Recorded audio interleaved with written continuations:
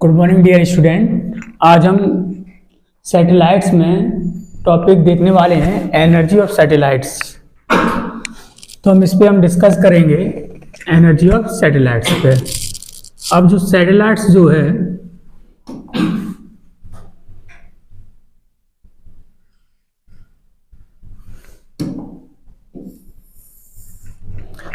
अगर ये हमारी अर्थ है और किसी हाइट पर, यहाँ से h हाइट पर कोई सैटेलाइट है, वो इस तरीके से अर्थ के अबाउट रिवॉल्व हो रही है और ये हो गया इसका सेंटर अर्थ का, और इसकी जो ये है रेडियस क्या होगी आपकी r ई, और ये डिस्टेंस कितनी हो गई r। तो हम इसको क्या लिख सकते हैं, r को r equal to r E plus h। अब देखिए, when a satellite revolves around a planet in its orbit, ये आपकी क्या ये ऑर्बिट है अर्थ की। इस ऑर्बिट में आपकी सैटेलाइट रिवॉल्व हो रही है जिसका मास कितना है m, और किस स्पीड से v0। It possesses both potential energy due to its position against gravitational pull of earth. अब इस सेंटर से सैटेलाइट की जो डिस्टेंस है वो क्या है r, और इसमें जो ग्रेविटेशनल फोर्स के अगेंस्ट जो एनर्जी है वो आपकी कौन सी एनर्जी होगी, पोटेंशियल एनर्जी, जिसको हम किससे रिप्रेजेंट करेंगे U से। आपकी एक फर्स्ट पोटेंशियल एनर्जी होगी, second and kinetic energy due to orbital motion. अब इस ऑर्बिट में ये सैटेलाइट किस स्पीड से मूव कर रही है, वेलोसिटी से v0 से। जब इसमें वेलोसिटी है तो सेकंड एनर्जी आपकी क्या हो जाएगी, काइनेटिक एनर्जी। अगर हम टोटल एनर्जी की बात करते हैं तो टोटल एनर्जी को क्या लिखें, हम क्या लिखेंगे, kinetic energy plus potential energy.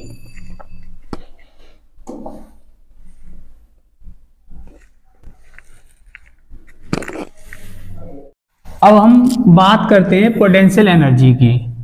ये आपकी क्या है, अर्थ है, और ये सैटेलाइट जो है इस ऑर्बिट में रिवॉल्व हो रही है। ये सेंटर हो गया और ये डिस्टेंस हमने क्या ले ली थी r, ये हाइट थी हमारी h, और ये थी रेडियस अर्थ r e। तो पोटेंशियल एनर्जी का क्या फॉर्मूला है, U equal to minus G M E into M, mass of earth and mass of satellite, upon क्या होगा बोलिए R।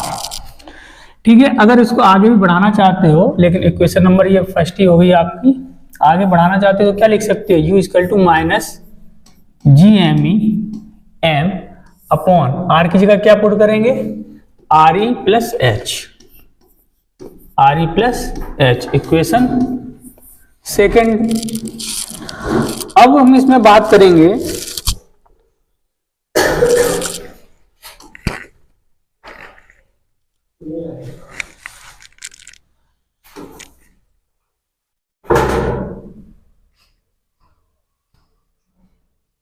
इसमें भी गायब हो रहा है।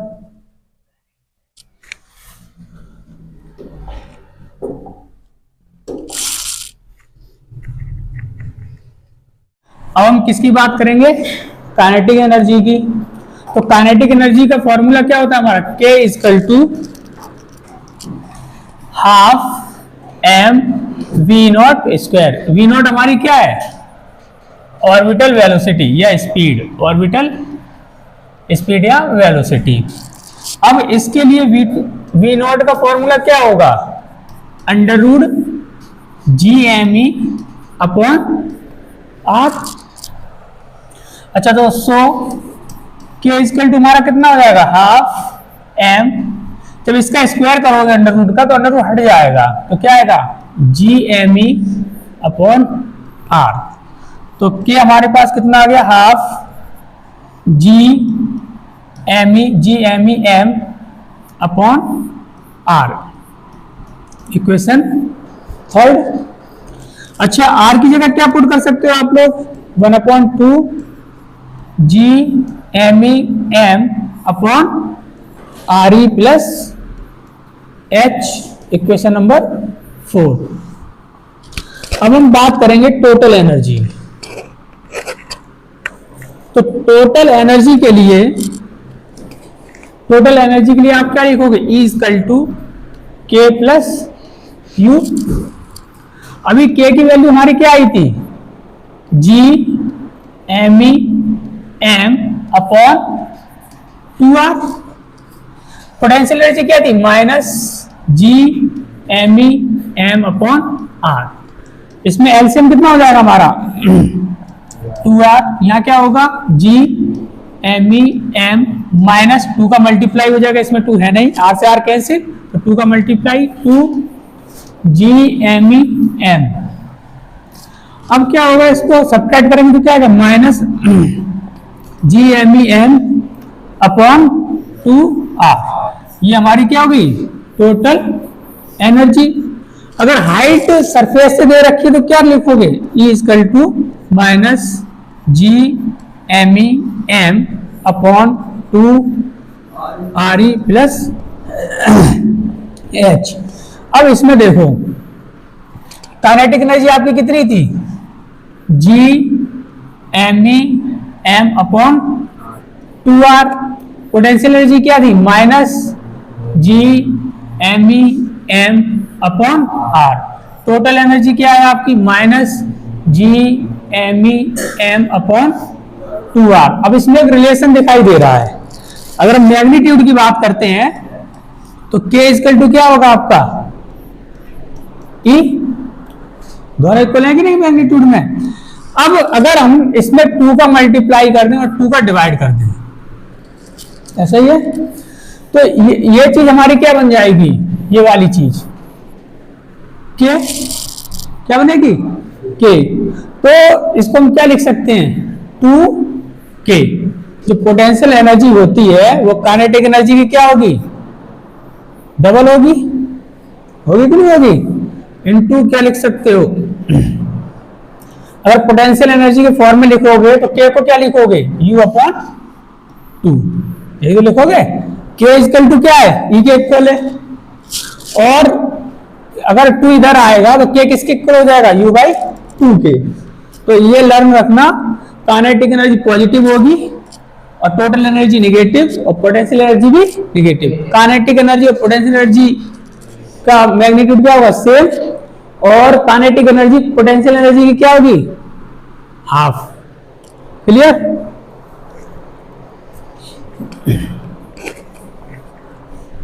इंपॉर्टेंट पॉइंट देख लीजिए, काइनेटिक एनर्जी, पोटेंशियल एनर्जी और total energy of a satellite depends on the mass of the satellite and the centre body and also on the radius of the orbit. आपने काइनेटिक एनर्जी, पोटेंशियल एनर्जी और total energy अभी तीनों को find किया था आपने। क्या कितना आया था, G M E M upon 2R।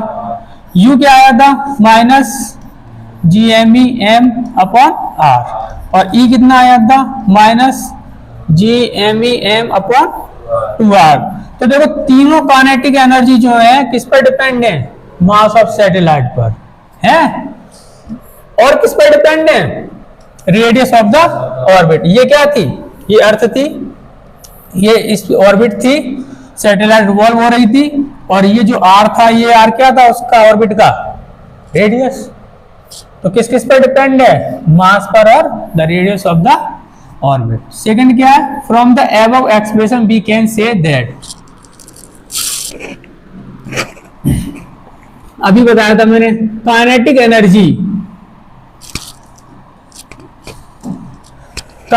Energy किसके इक्वल होगी, टोटल एनर्जी के। काइनेटिक एनर्जी पॉजिटिव होती है, total energy negative. Potential energy क्या थी, 2 इंटू काइनेटिक एनर्जी थी, और काइनेटिक एनर्जी किसके इक्वल थी, टोटल एनर्जी के। ठीक है। अब पोटेंशियल एनर्जी इक्वल टू क्या होगा, 2 इंटू काइनेटिक एनर्जी। और पोटेंशियल एनर्जी निगेटिव होती तो यहाँ क्या लगाओगे आप, नेगेटिव साइन लगाओगे। बात समझ आ गई। काइनेटिक एनर्जी किसके equal, total energy. Potential energy किसके इक्वल, 2 इंटू टोटल एनर्जी के। और पोटेंशियल एनर्जी किसके इक्वल, 2 इंटू काइनेटिक एनर्जी।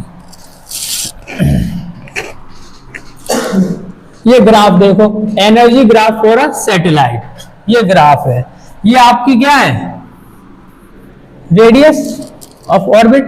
और इधर ये क्या है, ये एक्स एक्सिस हो गया और ये क्या हो गया, Y axis. X axis distance को रिप्रेजेंट कर रहा है, कहने का मतलब रेडियस ऑफ ऑर्बिट, और वाई एक्सिस किसको, एनर्जी को। और तुमने जो काइनेटिक एनर्जी लिखा था, तो काइनेटिक एनर्जी क्या होगा, यही आया था, ये तो था। अगर देखा जाए तो K इक्वल टू क्या था, G MEM upon 2R।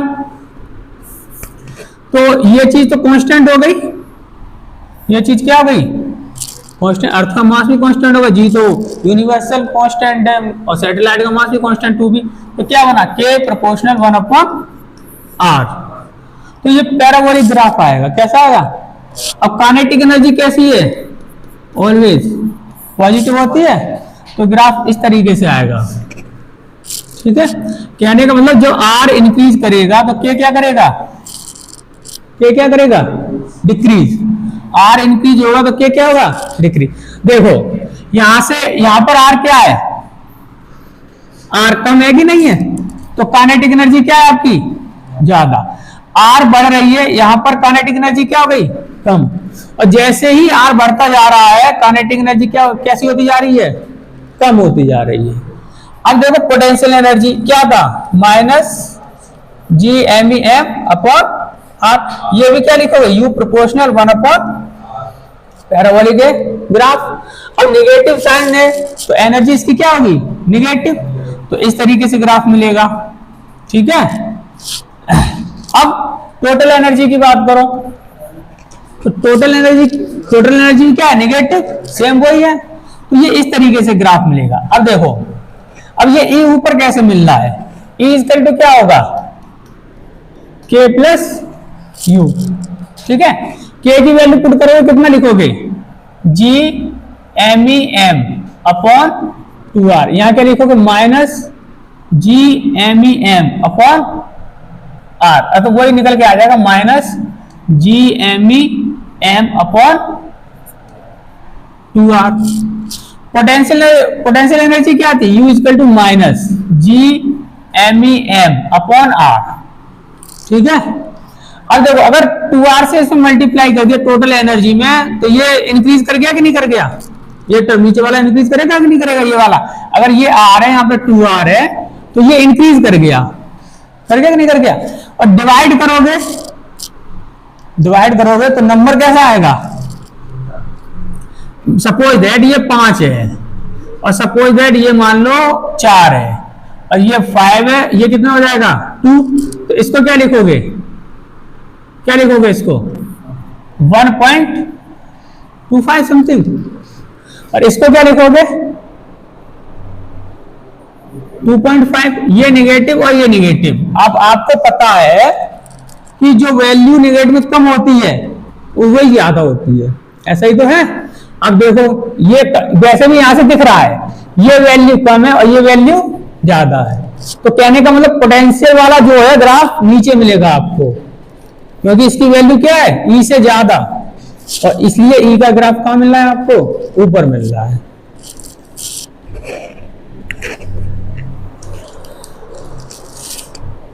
If the orbit of a satellite is elliptical, then जो कुछ साइंटिस्ट थे जो केपलर्स लॉ पढ़ेंगे इसके बाद, उसमें आएगा।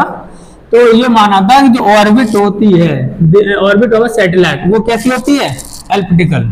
इस तरीके से, क्योंकि अर्थ की जो शेप है वो कैसी है, एलिप्टिकल है, तो उसके बेस पर सैटेलाइट की भी ऑर्बिट क्या होगी, एलिप्टिकल होगी।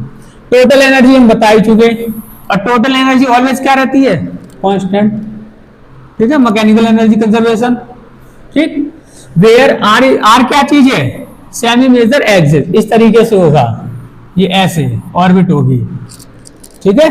और ये तो ये होगी आपकी ये हाफ क्या हो गई, सेमी एक्सिस। यहाँ पे कहीं सन होता है और ये ऑर्बिट सैटेलाइट जो है इसके चारों तरफ रिवॉल्व होती है, ठीक है, केपलर्स लॉ में आएगा। सेकंड क्या है, kinetic energy K will be maximum when the satellite is closest to the एंट्रीपिटर, क्या लिखा है, central body.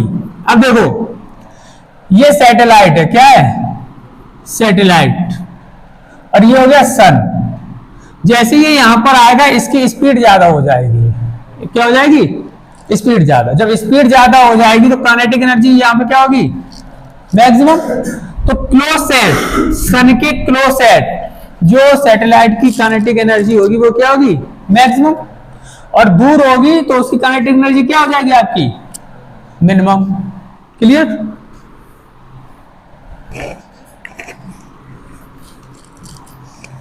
Potential energy you will be minimum when kinetic energy maximum. अब आपको पता है कंजर्वेशन लॉ से क्या है, E इक्वल टू क्या लिखोगे, K plus you. Total energy क्या रहने वाली है, कांस्टेंट रहने वाली है कि नहीं।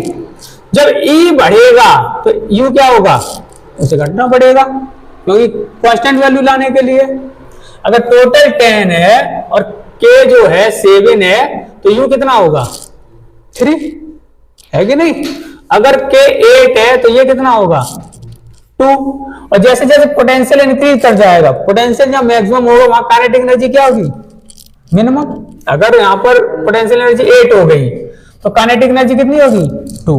तो वही चीज है, ठीक है, ये अपना पढ़ लेना।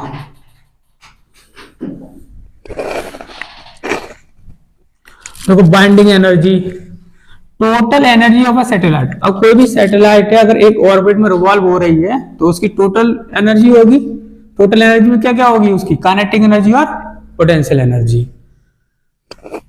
Total energy of a satellite in its orbit is negative, E equal to minus JMEM upon 2R। Negative energy means that the satellite is bound to the central body by an attractive force.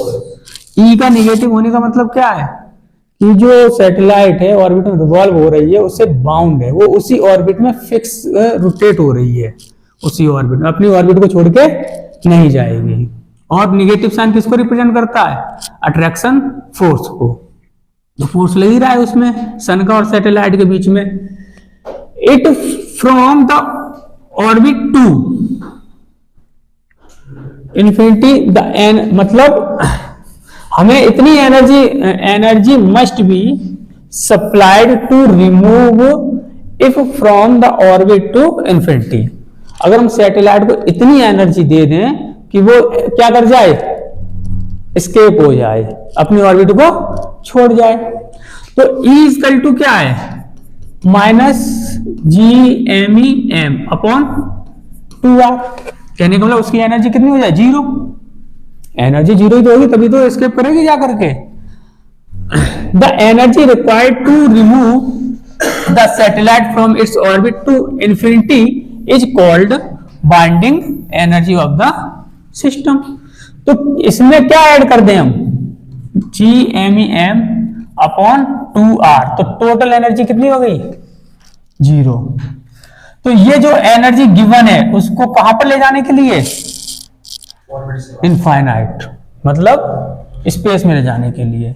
तो binding energy क्या हुई आपकी, binding energy equal to minus E equal to GMEM upon 2R। और binding energy हमेशा always कैसी होगी, positive. और किसके इक्वल, टोटल एनर्जी के, टोटल एनर्जी के इक्वल तो होगी। तो वही लिखा हुआ है इक्वल टू माइनस E, माइनस लगा हुआ है, E की वैल्यू भी किसमें होगी, माइनस में, और माइनस माइनस क्या होगा, प्लस। तो क्या होगा, GMEM अपॉन 2R।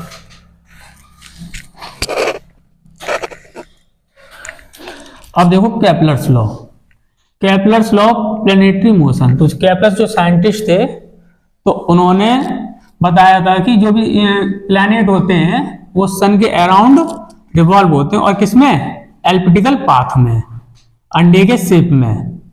तो उन्होंने उसके मोशन के लिए प्लैनेट के 3 नियम दिए।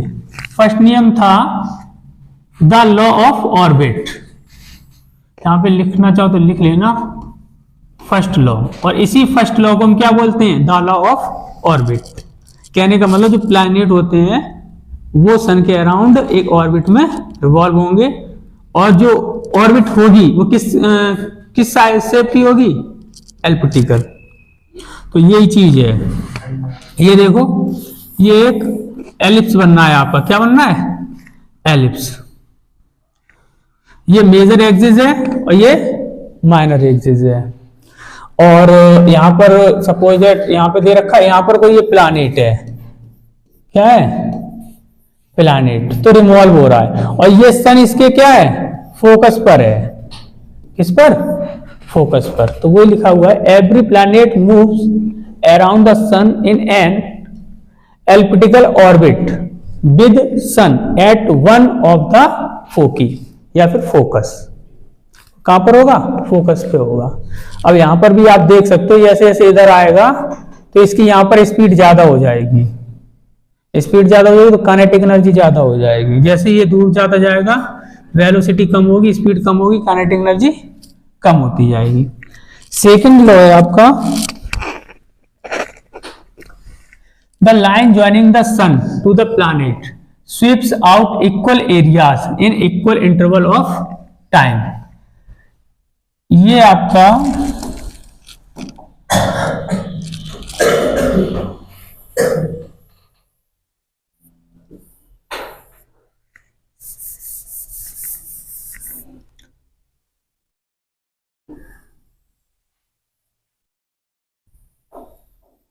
इस तरीके से है, यहां पर सन है आपका, ठीक है, अब कोई प्लैनेट है यहां पे, तो इस सन को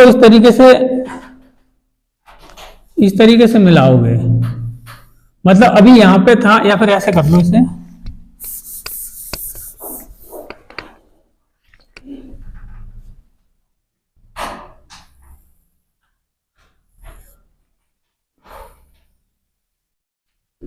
बना लेना सही से, ठीक है। यहां सन है, कोई प्लैनेट यहां से स्टार्ट हुआ और यहां पे आया, ठीक है, उससे टाइम कितना लगा, dt, कितना टाइम लगा, dt। तो इसको मिलाने वाला ये एरिया, फिर दूसरी कंडीशन में यहां पर आया और यहां पर आया तो टाइम कितना लगा, dt। तो ये एरिया जब निकालोगे तो वो सेम आएगा, क्या आएगा, सेम। तो वही लिखा हुआ है, the line joining the sun to the planet sweeps out equal areas in equal interval of time. अगर टाइम सेम है तो जो वो स्वीप करेगा और ये जो एरिया होगा वो ऑलवेज क्या होगा, सेम, ठीक है। According to this law planet will move slowly when it is farthest from sun, तो वही चीज है, and more rapidly when it is nearest to the sun. It is similar to law of conservation of angular momentum. तो ये जो second law है, यहाँ पे क्या लिख सकते हो, सेकंड लॉ। तो सेकंड लॉ किस कंजर्वेशन पर डिपेंड है, एंगुलर मोमेंटम, किस पर, एंगुलर मोमेंटम पर। तो बात समझ में आएगी। सेकंड लॉ क्या है, प्लैनेट जो है सेम टाइम इंटरवल में सेम एरिया को स्वीप करेगा या पार करेगा।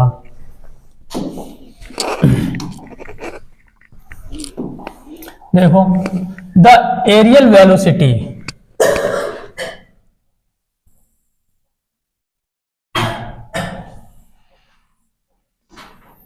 ज्यादा वैसा हो गया, ये आपका क्या है, सन, और यहां पर कोई प्लैनेट है, यहां से यहां आया, कितने टाइम में, dt टाइम में। तो द एरियल वेलोसिटी, तो एरियल वेलोसिटी को क्या लिखोगे, d/dt। डिस्टेंस वेलोसिटी को क्या लिखते हो, ds/dt। तो एरिया वेलोसिटी को क्या लिखोगे, d/dt इक्वल टू, अब एरिया कैसे निकालते हो, 1/2 बेस इंटू परपेंडिकुलर, तो 1/2, ठीक। अब क्या लिखोगे? अब ये जो डिस्टेंस होगी, ये डिस्टेंस हम क्या ले लेंगे? आर। क्या ले लेंगे? आर। और ये क्या हो जाएगी? ये distance speed into time. Speed into time. Speed कितनी है? v, और टाइम कितना है? dt। तो ये चीज समझ में आ गई कि नहीं? ठीक है, क्या कर रहे हो? ये क्या है? 1/2 इंटू ये r इंटू ये कितना हो जाएगा? v dt upon dt। तो dt से dt कैंसिल। तो कितना आ गया? ये यही लिखा हुआ है 1/2 r v। ठीक। और dA अपॉन dt के इक्वल चल रहा है, dA अपॉन dt। तो देखो dA upon dt equal to, अब देखो एंगुलर मोमेंटम क्या होता है? L equal to mvr। यहां से vr निकालोगे तो क्या आएगा? L upon m। तो यहां पुट कर दीजिए rv की जगह पे क्या पुट करोगे? L by m। तो ये आपका क्या आ गया? L upon 2m। अब देखो कोई भी एक्सटर्नल फोर्स नहीं है, कोई भी एक्सटर्नल फोर्स नहीं है।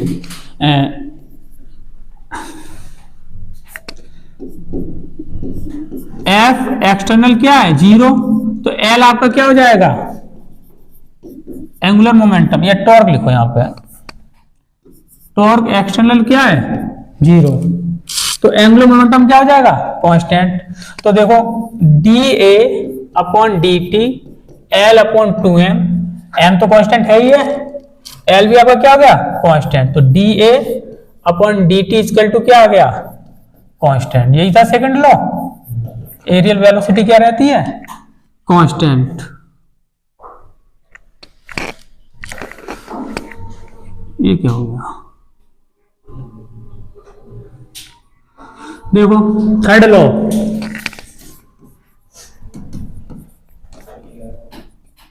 थर्ड लॉ क्या कह रहा है? जैसे ये सन है और ये क्या है आपका? प्लैनेट। अगर प्लैनेट यहां से चलना स्टार्ट करता है और यहीं आ जाता है तो उसका टाइम क्या होगा? Time period. जो भी टाइम लेगा वो क्या होगा? Time period. तो टाइम पीरियड का स्क्वायर, टाइम पीरियड का स्क्वायर डायरेक्टली प्रोपोर्शनल होता है। ये पूरी क्या चीज है? Major axis. क्या है? Major axis. तो ये क्या हो जाएगी? Semi major axis. और सेमी मेजर एक्सिस की डिस्टेंस हमने क्या ले ली? r। तो इसकी होती है r की पावर 3। तो क्या है? The square of period, the square of time period लिखो। The square of period of revolution t of any planet around sun is directly proportional to the of the semi major axis of the orbit। अगर compare करवा रहा है, दो planet हैं, उनके time period को compare करवा रहा है, तो क्या लिखोगे? t1 का स्क्वायर अपॉन t2 का स्क्वायर इक्वल टू प्रोपोर्शनल आएगा, कोई कांस्टेंट आएगा, और डिवाइड कर रहे हो तो कांस्टेंट क्या हो जाएंगे? कैंसिल। तो क्या लिखोगे? r1 की पावर 3 अपॉन r2 की पावर 3। इसको और क्या लिख सकते हो आप? t1 upon t2 equal to r1 upon r2 की पावर क्या आएगी? 3। और ये 2 उधर जाएगा तो किस में कन्वर्ट हो जाएगा? 1/2 में, अंडर रूट में कन्वर्ट हो जाएगा। तो इसको क्या लिख सकते हैं? 3/2। ठीक।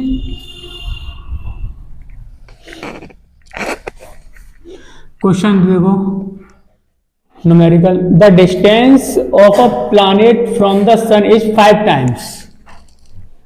ठीक है, the distance between the earth and the sun, the time period of the planet.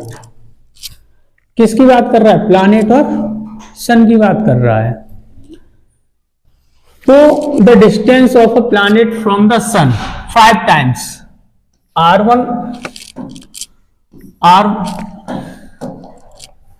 R1 equal to R, तो R2 इक्वल टू कितना हो जाएगा? 5r। ये अर्थ के लिए बात कर रहे हैं, अर्थ और सन की डिस्टेंस है। ये किसकी है? प्लैनेट और सन की। ये है सन और अर्थ की, और ये है सन और प्लैनेट की। अच्छा, T1 इक्वल टू कितना होगा? 1 ईयर। T2 में फाइंड करना है, तो क्या फॉर्मूला है? T1 upon T2 equal to R1 upon R2 की पावर 3/2। तो हमें T2 फाइंड करना है। क्या करना है? T2। तो यहां से इस तरीके से भी लिख सकते हो ना, T2 upon T1 equal to R2 upon R1 की पावर 3/2, ऐसे भी लिख सकते हैं इसको। तो T2 इक्वल टू R2 कितना है? 5R, R1 कितना है? R, पावर कितनी? 3/2 इंटू T1। तो R से R कैंसिल, तो 5 की पावर 3/2 और T1 कितना? 1, तो कितना आ गया? 5 की पावर 3/2। हाँ, ईयर लिख दो।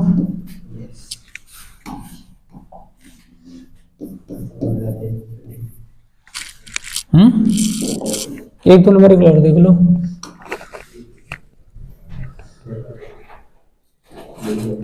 In planetary motion, the aerial velocity of position vector of a planet depends on angular velocity omega and the distance of the planet from the sun r. So the correct relation for aerial velocity is, aerial velocity क्या होगी आपकी? बोलो।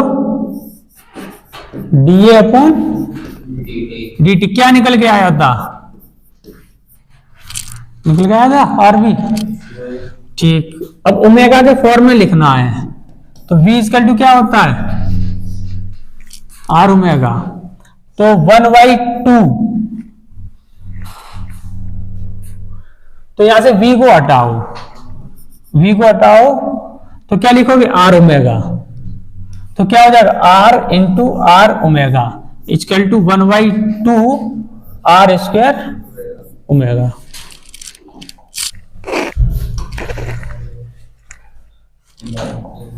ये देखो, satellite A of mass m is at a distance of r from the center of the earth. Another satellite B of mass 2m is at a distance of 2r from the earth center. Their time periods are in the ratio of, क्या formula है? T1 upon T2 R1 upon R2 की power 3/2। तो equal to R1 कितना है? R1 कितना है? R upon R2 कितना है? 2R, और पावर कितना हो गया? 3/2। R से R कैंसिल, तो T1 upon T2 equal to 1 upon 2 की पावर कितना होगा? 3/2। तो इसको क्या लिख सकते हैं? 2 की पावर 3/2 और 1/2 का मतलब अंडर रूट। तो 1 अपॉन कितना आ जाएगा? 2√2। ठीक है, एक और देखो बस। If the radius of earth contracts 1 upon n of its percent, ये तुम होमवर्क में करो, होमवर्क में करके लाना। ठीक है, इसे केवल n है उसमें चेंज हो जाएगा।